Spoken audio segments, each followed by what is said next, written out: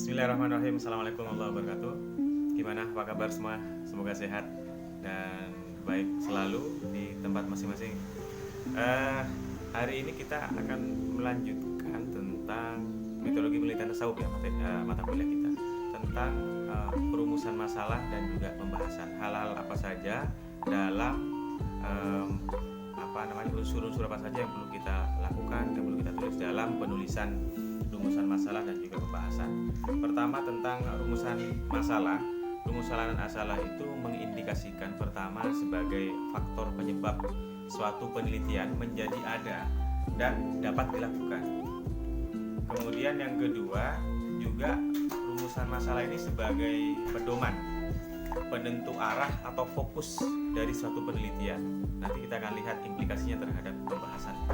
Kemudian juga sebagai penentu jenis data, apakah misalnya mengumpulkan melalui survei atau melalui kepustakaan, itu bisa dilihat sebenarnya melalui rumusan masalah. Dan yang berikutnya adalah tentu saja bisa mempermudah dan dalam melakukan penelitian. Nah, kriteria rumusan masalah ini biasanya dirumuskan dalam bentuk pertanyaan pada umumnya, dan yang kedua ada juga yang dinyatakan dalam bentuk pernyataan. Biasanya di penelitian kuantitatif itu banyak yang menggunakan pernyataan daripada pertanyaan. Sementara kalau di UIN setahu saya lebih banyak kepada pertanyaan ya. Bagaimana, mengapa, apa, dan seterusnya.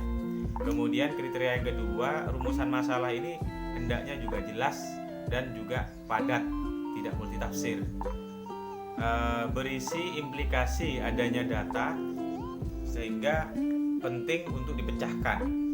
Lalu rumusan masalah juga merupakan dasar membuat hipotesis, terutama dalam penelitian lapangan ya. Lalu yang berikutnya adalah kriteria rumusan masalah ini, masalah harus menjadi dasar, bisa menjadi dasar dalam membuat judul karya tulis ataupun penelitian. Nah, bagaimana dengan pembahasan? Pembahasan ini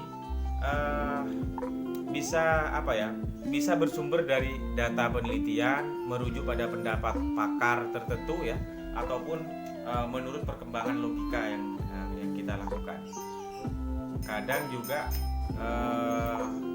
pembahasan ini bagian yang memang sangat penting dalam penulisan karya ilmiah, karena dalam bagian ini dilakukan kegiatan analisis, kemudian sintesis, interpretasi, juga pemecahan masalah.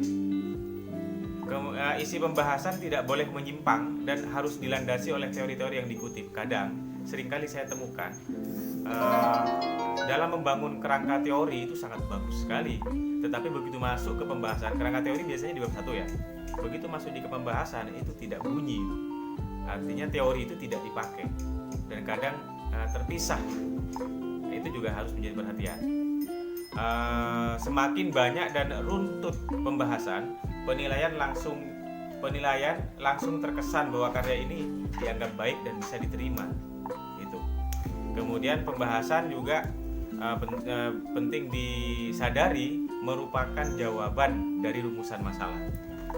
Kalau rumusan masalahnya misalnya 2, paling tidak ini bisa diselesaikan dalam pembahasan ya minimal 2 bab misalnya, atau ada 2 sub yang secara khusus berbicara panjang lebar untuk menjawab pertanyaan rumusan masalah. Nah, kemudian yang terakhir, materi pembahasan ini bisa bersumber tadi sudah panjang pendeknya pembahasan ini tergantung kepada seberapa jauh kedalaman pembahasan itu sendiri. Ini juga dipengaruhi oleh bacaan kita. Kalau kita membahas objek tertentu sementara kita tidak banyak mengeksplorasi dengan cara membaca, misalnya membacanya mestinya baca 10 buku hanya baca 1 aja 2, kemungkinan ya tidak banyak. Kadang banyak sedikit menurut saya, meskipun itu bukan ukuran kualitas ya, itu dipengaruhi oleh sumber bacaan. Semakin banyak referensi, wawasan kita luas, biasanya semakin bisa banyak atau bisa tebal. Kemudian pembahasan dapat dipecah menjadi beberapa bab tergantung kebutuhan. Ya, tidak harus kalau dua rumusan masalah menjadi dua bab tidak, tetapi mungkin nanti diselingi pertama mungkin biografi, ada penyelesaian kerangka teori mungkin ya, atau baru masuk kepada jawaban dari rumusan masalah. Pembahasan juga harus disajikan secara objektif dan sesuai dengan data yang diperoleh. Ini bagian dari prinsip kejujuran ilmiah. Kalau Anda tidak setuju, dan itu Anda tidak harus mencaci maki ya penulisnya teori tertentu, tetapi diwujudkan, ditulis dalam bahasa ilmiah. Menurut ini, menurut itu, atau Anda menunjukkan antara pro dan yang kontra. Biarlah pembaca itu bisa menyimpulkan apakah misalnya Anda pada pihak A atau pihak B dan lain sebagainya. Saya kira ini sebagai penjelasan singkat. Kurang lebihnya saya mohon maaf. Assalamualaikum warahmatullahi wabarakatuh.